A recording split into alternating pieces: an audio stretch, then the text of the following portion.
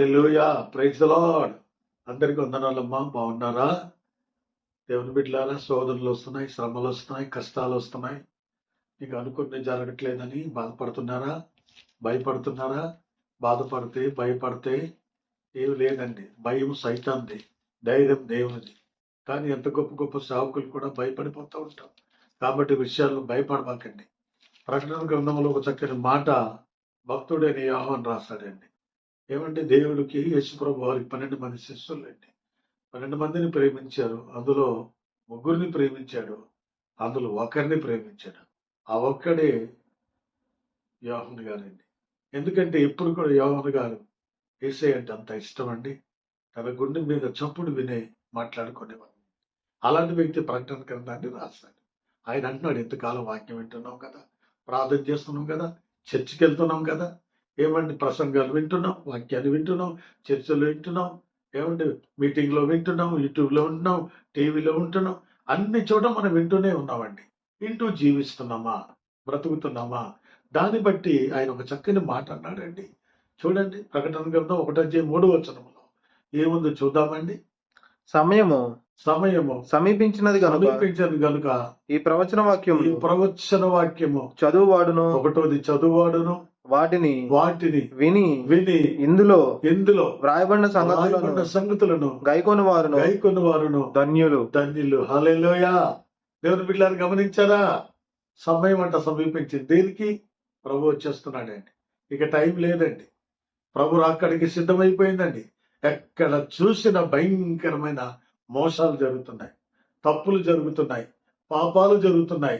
ఒకరి మీద ఒకరు కొండములాడుతున్నారు, తిరగబడుతున్నారు, తన్నుకుంటున్నారు, కొట్టుకుంటున్నారు. రాజ్యం మీద రాజ్యం వచ్చేస్తుందండి. అంటే ఇవన్నీ చూసినప్పుడు ఏమనుకోవాలి? సమయము సమీపించినది. దేనికి సమయం అండి చెప్పండి? తినడానిక, పడుకోవడానిక, ఉద్యోగం చేయడానిక, వ్యాపారం కాదండి. దేవుడు రాకడికి సమయం వచ్చేస్తుందండి. అందుకే సమయం సమీపించదు కనుక ఈ ప్రవచన వాక్యమును ముందు చదువాడు అన్నారండి. ఏమైతే చదువుతున్నావో గ్రహిస్తున్నావా? ఏమైతే వింటున్నావో గైకొంటున్నావా? చదివినోడికి అర్థం చేసుకోవాలి, విన్నవాడు గైకొనాలండి. చాలా మంది చదువుతాం కానీ గైకోమండి. అందుకన్నా మీరు చదువుకుంటాం మందుకు చదువుతారు కానీ గ్రహించని ప్రభు చెప్పాడు. వినుతూ మట్టుకు విందురు కానీ మీరు గ్రహించరు, మీ హృదయము క్రొవ్వి ఉన్నదని ప్రభువారు చెప్పారండి. కాబట్టి చదివిన మాటలు గ్రహించాలి, అర్థం చేసుకోండి. ప్రభు వచ్చేస్తున్నాడని భయపడండి. మారు మనసు పొందండి. రక్షణ పొందుకున్న వారు ధైర్యంగా ఉండండి, పడిపోకుండా జాగ్రత్తగా మీరు ఉండండి. ఎప్పుడైతే మనం జాగ్రత్త ఉండగలుగుతామో ప్రభువుని ఎదుర్కోగలమండి. అందుకే చెప్పాడు, ఇదిగో ధర్మశాస్త్రము చదువారును వినువారును దేవుని దృష్టికి నీతిమంతులు కారు గాని ధర్మశాస్త్రమును చదివి గ్రహించువారే నీతిమంతులుగా ఎంచబడతారని రోమాపత్రిక 2:13 మాట ఉంది. అది కూడా దీన్ని కలిపి చదవండి. చదువుతున్నానులే వాక్యం అనుకున్నామేమో, గ్రహించట్లేదు. కాబట్టి మళ్ళీ ఆ వాక్యాలు వినండి, అన్ని వాక్యం చదవండి. వాక్యం చదివి విని గ్రహించి దాని ప్రకారం మనం జీవిస్తే దేవుని రాజ్యంలో ఉంటాం, దేవుని స్వరం వింటాం. ప్రభు రాబోతున్నాడండి. ఆయన కోడుకు జాము వస్తుండో, రాత్రి జాము వచ్చునో, ఏ టైం వచ్చునో ఎవరికి తెలియదు కానండి. ఆయన కేక వేస్తున్నప్పుడు ఆయన స్వరం వినేటట్లుగా నువ్వు మెలుకోగలిగి ఉండాలండి. అందుకు ఆ మాట రాశాడన్నమాట. అందుకే ప్రవచన వాక్యము వినువాడు, చదువువాడు దేవుని దృష్టికి నీతిమంతులు కారండి. విని గ్రహించువాడు. దేవుని స్తోత్రం. రోమాపత్రికలో 10:17 ఒక మాట ఉంది. ఇదిగో వినుట వలన విశ్వాసం కలుగును, వినుట క్రీస్తు మాటల వల్ల కలుగన్నా. వింటున్నావు దేవుని వాక్యాన్ని? ప్రతి ఆదివారం వింటున్నావు కదా, యూట్యూబ్లో వింటున్నావు కదా, సభల్లో మీటింగ్లో వింటున్నావు కదా, అన్ని క్షణం వింటున్నావు. కానీ వినడం వేరు, గ్రహించడం వేరు, జీవించడం వేరు. జీవించగలుగుతున్నావా? అలా జీవించగలిగితే పరలోక రాజ్యం నీది. ఆయన స్వరం వినగలవు, ఆయన రాజ్యంలో ఉండగలవు. ఎందుకంటే చెప్పింది ఒకటి, చేసింది ఒకటి చేయకు.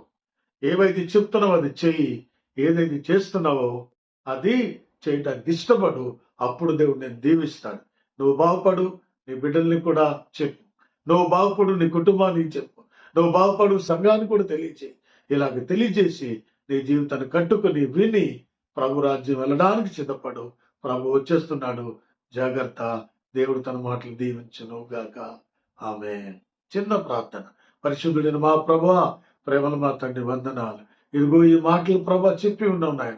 నీ బిడ్డలు విని ఉన్నావు తండ్రి. అయ్యా ఈ విన్న మాటలు నీరు కట్టి ఫలింపజేయి తండ్రి. వినుట వలన విశ్వాసం కలుగుతుందన్న. వినుట క్రీస్తు గురించి మాటల వల్ల కలుగుతున్నాం తండ్రి. ఇదిగో చదువాడు ధన్యుడు, ఇనువాడు ధన్యుడు, గ్రహించేవాడు ధన్యుడు అన్న ప్రభా. ఆ ధన్యకరమైన జీవితం జీవించి నీ రాజ్యంలో వారసులుగా చేయమని ప్రార్థిస్తున్నాను తండ్రి. మీకు వందనాలు. మేలుతో నింపండి. ఎవరైనా ప్రభు వెనకబడి ఉంటే, పడిపోయి ఉంటే, జారిపోయి ఉంటే నాయన వాళ్ళని కట్టండి, నడిపించండి. నీ కృపలు జ్ఞాపకం చేసుకోండి. యేసయ్య నామములో ప్రార్థించి వేడుకొనిచున్నాము తండ్రి. ఆమేన్.